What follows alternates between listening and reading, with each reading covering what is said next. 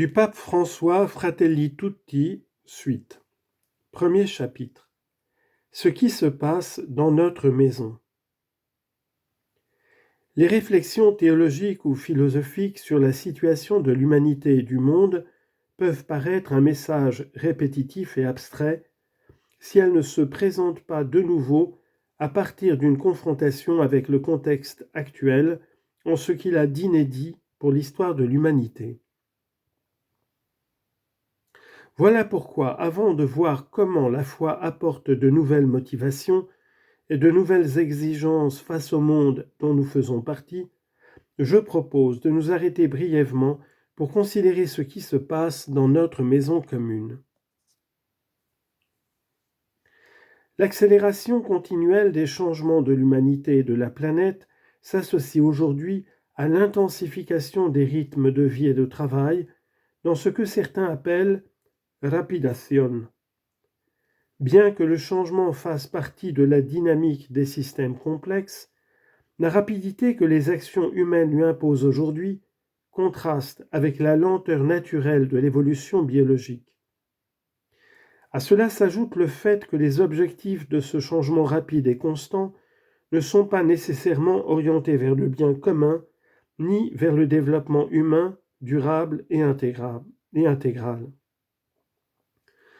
Le changement est quelque chose de désirable, mais il devient préoccupant quand il en vient à détériorer le monde et la qualité de vie d'une grande partie de l'humanité. Après un temps de confiance irrationnelle dans le progrès et dans la capacité humaine, une partie de la société est en train d'entrer dans une phase de plus grande prise de conscience. On observe une sensibilité croissante concernant aussi bien l'environnement que la protection de la nature, tout comme une sincère et douloureuse préoccupation grandit pour ce qui arrive à notre planète. Faisons un tour, certainement incomplet, de ces questions qui aujourd'hui suscitent notre inquiétude et que nous ne pouvons plus mettre sous le tapis. L'objectif n'est pas de recueillir des informations, ni de satisfaire notre curiosité, mais de prendre une douloureuse conscience, d'oser transformer en souffrance personnelle ce qui se passe dans le monde, et ainsi de reconnaître la contribution que chacun peut apporter. Premièrement, pollution et changement climatique. Pollution, ordure et culture du déchet.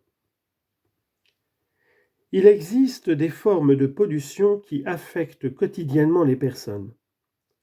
L'exposition aux polluants atmosphériques produit une large gamme d'effets sur la santé, en particulier des plus pauvres, en provoquant des millions de morts prématurées.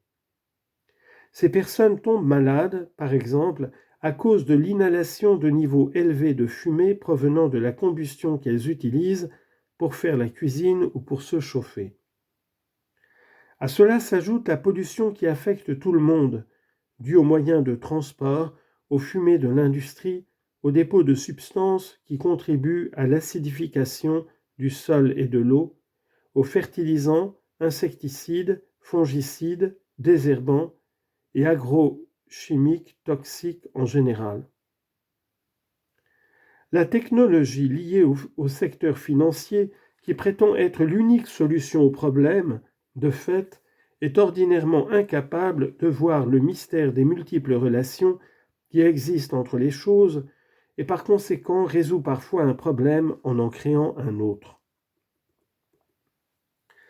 Il faut considérer également la pollution produite par les déchets, y compris les ordures dangereuses présentes dans différents milieux. Des centaines de millions de tonnes de déchets sont produits chaque année, dont beaucoup ne sont pas biodégradables. Des déchets domestiques et commerciaux, des déchets de démolition, des déchets cliniques, électroniques et industriels, des déchets hautement toxiques et radioactifs. La Terre, notre maison commune, semble se transformer toujours davantage en un immense dépotoir. À plusieurs endroits de la planète, les personnes âgées ont la nostalgie des paysages d'autrefois, qui aujourd'hui se voient inondés d'ordures. Aussi bien les déchets industriels que les produits chimiques, utilisés dans les villes et dans l'agriculture, peuvent provoquer un effet de bioaccumulation dans les organismes des populations voisines, ce qui arrive même quand le taux de présence d'un élément toxique en un lieu est bas. Bien des fois, on prend des mesures seulement quand des effets irréversibles pour la santé des personnes se sont déjà produits. Ces problèmes sont intimement liés à la culture du déchet qui affecte aussi bien les personnes exclues que les choses, vite transformées en ordures. Réalisons par exemple que la majeure partie du papier qui est produit est gaspillé et n'est pas recyclé. Il nous coûte de reconnaître que le fonctionnement des écosystèmes naturels est exemplaire. Les plantes synthétisent des substances qui alimentent les herbivores. Ceux-ci, à leur tour, alimentent les carnivores, qui fournissent d'importantes quantités de déchets organiques, lesquels donnent lieu à une nouvelle génération de végétaux. Par contre, le système industriel n'a pas développé, en fin de cycle de production et de consommation, la capacité d'absorber et de réutiliser déchets et ordures. On n'est pas encore arrivé à adopter un modèle circulaire de production qui assure des ressources pour tous, comme pour les générations futures, et qui suppose de limiter au maximum l'utilisation des ressources non renouvelables, d'en modérer la consommation, de maximiser l'efficacité de leur exploitation, de les réutiliser et de les recycler. Aborder cette question serait une façon de contrecarrer la culture du déchet qui finit par affecter la planète entière. Mais nous remarquons que les progrès dans ce sens sont encore très insuffisants.